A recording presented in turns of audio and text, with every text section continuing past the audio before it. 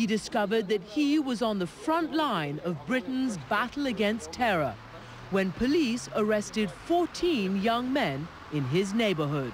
There's a minority, in the schools that actually believe, this is Muslims and non-Muslims, and this is very shocking, that blowing people up is quite cool.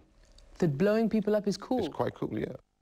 Last August, British police descended on Walthamstow, saying they'd foiled a conspiracy to blow up a dozen US-bound airliners with liquid explosives.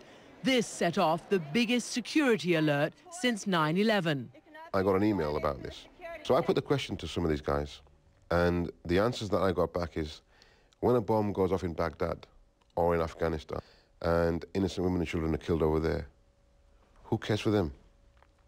So if a bomb goes off in America or in London, what's wrong with that? Indeed, a poll in the Times of London showed a shocking 13% of British Muslims believe the London subway bombers were martyrs. And many British Muslims see the Iraq War as a war against Islam, against them.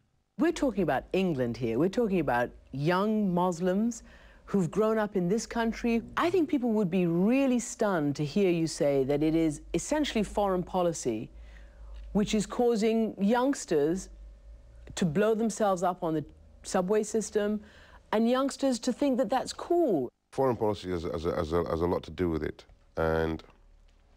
but it's the minority radical groups that use that to get to our young people. And some of those young Muslims are easy prey because they believe the British government crackdown is scapegoating them, as when Minister John Reid came to talk to Walthamstow parents. There are fanatics who are looking to groom and brainwash children, including your children. So all I say is look for those telltale signs now. One of those fanatics was in the room, waiting to pounce. When they come to your own houses, when your house is raided, or your sister's raided, you'll be just as irate as I am. Omar Brooks, a self-styled religious leader of an extremist group that is now banned. I'm not going to fall for extremist rubbish. Now he's went in there and he's shouted and he's hollered at everybody, and everybody thinking, yes, this guy's went against the system. Come on. I'm outside. Where's your freedom of speech now? Over there. They're considered to be heroes, for the younger guys. Yes, get in there, He's telling them how it is. He should not come to a Muslim area. We don't want to see John Reid. We don't want to see Tony Blair or any of your cronies. It's very easy for them guys to then come back into the community and have a lot of supporters. These people, many of them self-appointed clerics, are dominating the national debate and certainly the debate within Islam right now. They are the loudest voices. How is that possible? Because our scholars who have educated themselves to preach Islam are not coming out of their holes, their mosques and their holes, to engage with these people. They're frightened of that. So Hanif is desperately trying to fix that, trying to get the mosque elders, many still stuck in the tribal traditions of Pakistan, to communicate with the younger generation. I like to ask these young people, because I'm the part of the committee of next door mosque, which young man come in the mosque and mosque has refused him? How many times you, the community leaders, have tried to engage with us, the youth? I want to know. Sometimes young people like you go in the mosque and the older people praying, and you disturb the prayer. We know about you young people, what you do. Some of you, no, listen to me. We're not attacking the mosques, we're attacking the elders. What do you think is your most serious problem right now, as young Muslim men in England? We feel like the youth have been called the enemy within because they're blaming us on being terrorists, they're blaming us on being suicide bombers, when they have no right to actually accuse us. If I was walking down the street, right, with my mosque hat on, with a beard and everything, they'll think, you know what, straight away, terrorist. They'll think extremism. Extremism can thrive amongst kids who see no way out of their ethnic ghettos. They're into all kinds of vices.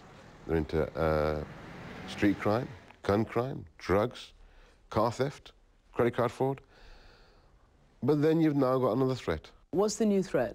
The new threat is radicalism. It's a cause.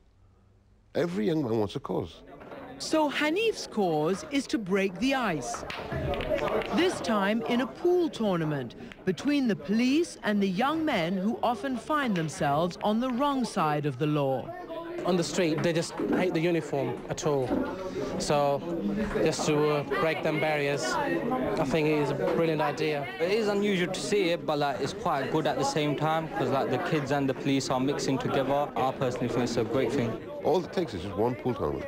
And it wasn't just the game, it was them being here. They were in the same room having a laugh and a joke with the same guys that they've arrested many times and may arrest again. But you know what? They've got one thing in common now, they're playing pool, and the young people got a chance to beat them.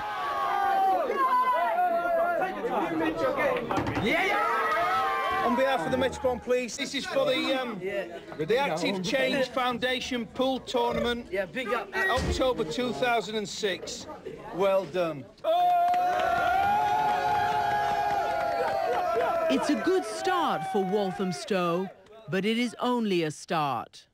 You can be Muslim and you can be British, you know? Like you can be Christian and you can be British. You can be Jewish and you can be British.